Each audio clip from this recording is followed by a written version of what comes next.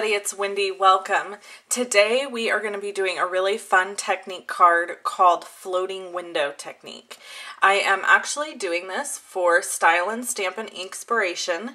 If you're not familiar with that blog, it's really cool. It has lots of ideas, and there's a Technique Tuesday once a month, so you can head over and check that out. And then this also will be a tutorial on my blog, so you can go to my blog and you can print off a tutorial if you need pictures to help you along. Some people like having printed tutorials. I keep a binder of them myself. So we're going to get started. These cards are super cute. So as you can see, there's nothing behind them. So that's the whole floating window concept. And then I made this one also, which has a story with it. I'll put my hand there because my background's black. So it's really cute. I love it. So there's two ways to do this if you have certain Stampin' Up! Supplies. So I'm going to show you the first way, and it's very simple, and anybody could do it no matter what, as long as you have a trimmer. So I'm using the Stampin' Up! Trimmer, and I have a piece of 8.5 by 5.5 cardstock, and I'm folding it in half to make an A2 size card. So it's important to fold your card in half before you cut so that you know where to measure your lines from. So the way that I did this card is to simply go to about the 3 1/4 mark, and you can make your window as small as you want. However, you have to be careful how large you make your window, because you do need to have a little bit of width here. If you go out much further than 3/4 of an inch, you're going to have too flimsy of a window and it'll be a problem, okay? So I'm just lining my first side of the cardstock up with a 3 1/4 inch mark. And then the Stampin' Up! Trimmers have a ruler on the cutting, whatever this is, arm, I guess you would call it. And so I'm going to go look for the 3 1/4 inch mark on the cutting arm, and there's a little arrow on my blade.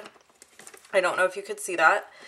And I'm just going to push down from the 3 1/4 inch mark, and I'm going to go all the way to, let's see, I want to go to 4 3/4. Okay, so I'm going to go along till I hit 4 3/4, and then that keeps me, that keeps me 3/4 of an inch from this edge. Lift up, and you see I have a cut line here now. And then I'm going to turn it 90-degree angle, and I'm going to line it up with the 3 1/4 inch mark up here again, and the 3 1/4 inch mark here again. And I'm going to slide all the way down. This time, I'm not going to go, I'm going to look for my fold line. So you see I have a fold line here. I'm lining that up. It comes to 4 1/4, which it should. So 3/4 short of that would be 3 1/2. So I'm going to go to the 3 1/2 inch mark, lift up. I'm turning again. So now I'm going to line up my fold line with the 3 1/4 inch mark. Okay. Now you see why it's important to have that fold line in there. Okay.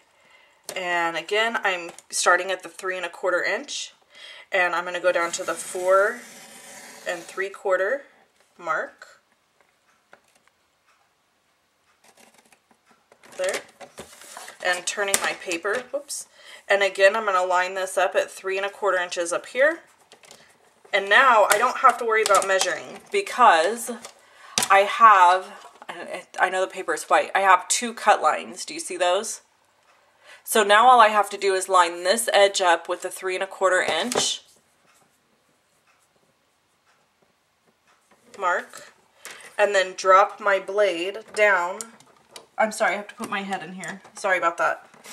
Drop my blade down where my first cut starts and pick it up, and then you've got it. So it's cut on all 4 sides, but it's going to hang in there, meaning it's not cut on the corners, because it's almost impossible to get them absolutely perfect. So then all you're going to do is come in with your scissors and just do a little bitty snip wherever you need to. So you see all of these are just barely hanging in. So when I do the little snip, it starts coming out.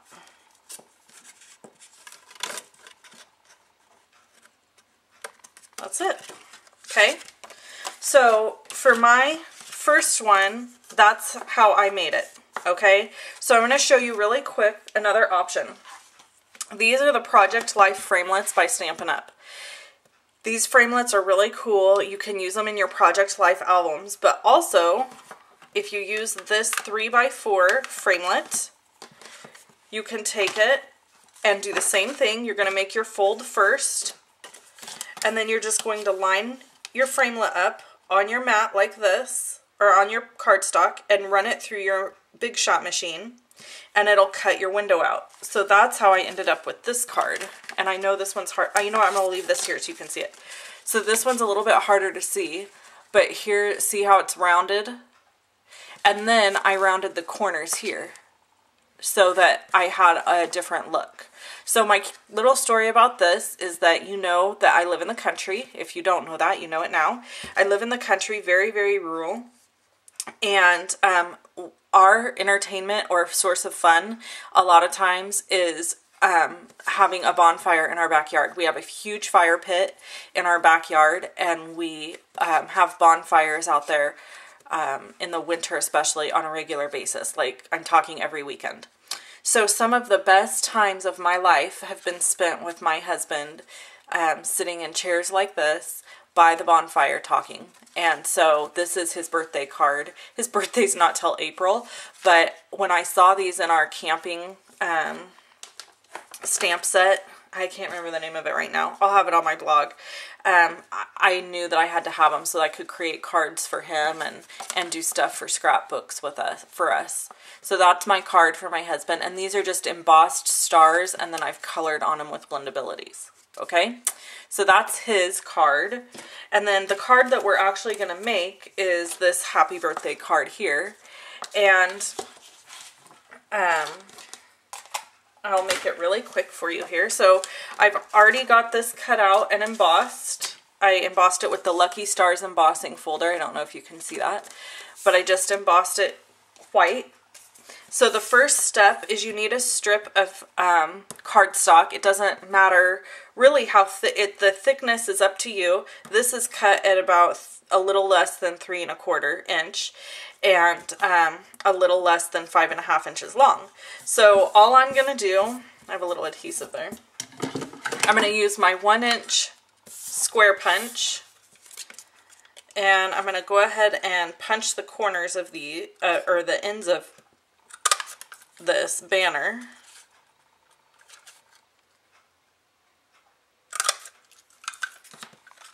So I have that, and now that will fit across here. Like so. Okay, so what I'm going to do now is I'm going to stamp on this. I have some Memento black, tuxedo black ink, and I'm using the Happy Birthday out of the Celebrate Today stamp set. I'm using this Happy and then the birthday. Alright, so just go here, Happy, and then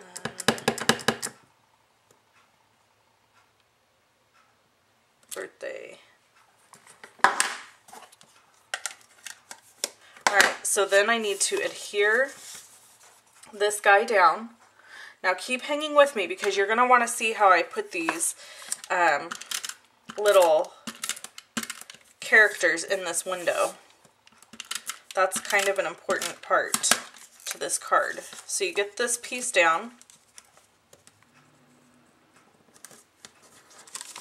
Okay. Now I have that piece, so it looks like this. Then what I've done is I've pre-cut these other pieces so that you didn't have to sit and watch me fussy cut them. But what I did, this is very important, is I stamped them. When I stamped them on Whisper White paper, so say it's stamped here, before I cut, I folded it in half like this. So then the cut image, we're going to pretend like the cut image is here, or the stamped image is here. So now I've got 2 layers, okay? And then I cut around it because you want to have a back layer when you're done. So this prevents you from having to cut twice. So you're just going to stamp your image, fold your cardstock in half, and then when you cut, you're cutting 2 out. Brilliant, right? Okay, so I'm just going to tell you that was a Jennifer McGuire tip. I didn't come up with that. Can't take credit. Okay, so I know she won't mind though that I share. Alright, so then you're going to need like a strip of paper because you've got to do a stick basically. So first I'm going to color these guys real quick. Let's color them. And I'm going to go with some different colors than I went with the first time. You know what, y'all? I got to grab my chair. I'm standing to do this video and it's like not working for me. I got to sit down. Okay.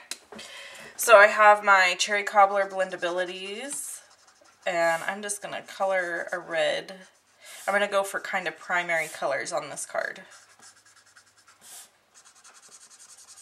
And I'm just doing like rough coloring. I'm not using these Blendabilities the way you're probably supposed to use them in this particular video.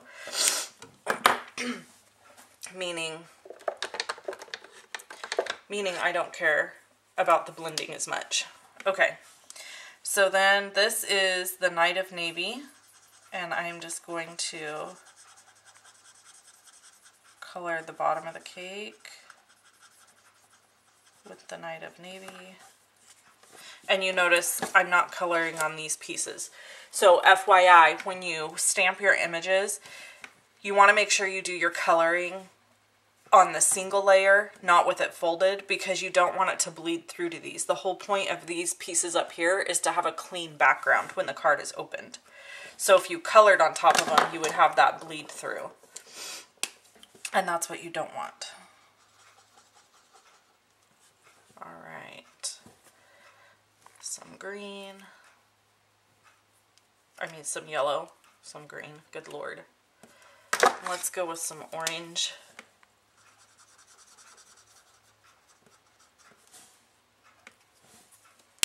And then we'll top it off with some red. So this is the lightest Cherry Cobbler, and I'm using the medium Pumpkin Pie, the medium Daffodil Delight, and the medium Night of Navy. Okay, so if you wonder what I used, that's what I used. And you know what, I'm going to go with the lightest Night of Navy to color this part up here. And I'm intentionally not going all the way to the edges on the sign. I don't want to do that. I want it to have that look. And then I'm going to use,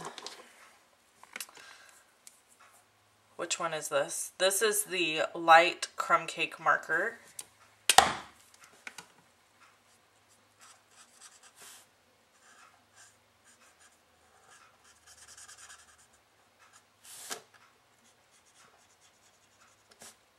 And this is my little bunny. Some bunnies are brown, right? At least they are where I live. Okay, and then we're going to use some pink for his ears. I'm using the Calypso Coral here for inside his ears. And then I'm going to use a smoky slate for the base of the cake. And in case you're wondering where these two images come from, I am using the Cheerful Critters stamp set. Really cute. And I do need to stamp the Hooray. So we're doing that with the Tuxedo Black ink. I'm going to stamp that right here. Hooray! Happy birthday! Okay, now the fun part. I am going to use this stick, basically, to adhere the front piece of my little dude. Trim this off. Probably going to need to trim it a little bit more. And so it's going to go right here. Okay, so what I'm going to do is I'm just going to put adhesive here. And adhere that down. Now I'm going to turn this over. Now see how ugly that would be? So what I'm going to do to give this stability is I'm going to lay this piece down. Let me get that out of the way. I'm going to lay this piece down on top like this and glue it down, okay? So line everything up and stick it down. Ta-da! So hooray, happy birthday. You could do nothing else and that's still cute, but we're gonna add this super cute guy. So I kind of wanted the birthday cake like coming off to the side like this, like almost like it's coming out to the side. So what we're gonna do to get it to stay like this is I'm gonna put adhesive all over the backing. You gotta make sure you get it down here at the bottom too. And I'm gonna kinda put it how I want it. That was too low. Let's try that again. There we go. And then the front piece, I'm gonna go ahead and add adhesive down here on the cake stand. And then we're gonna line it up. So I gotta tilt it towards me to see it, to be able to line it up.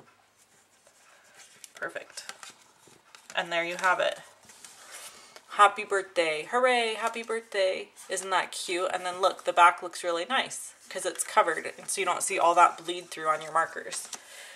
So those are my floating window cards. Head over to Style, Stampin' Inkspiration if you want to see more cards made with the floating window idea, concept.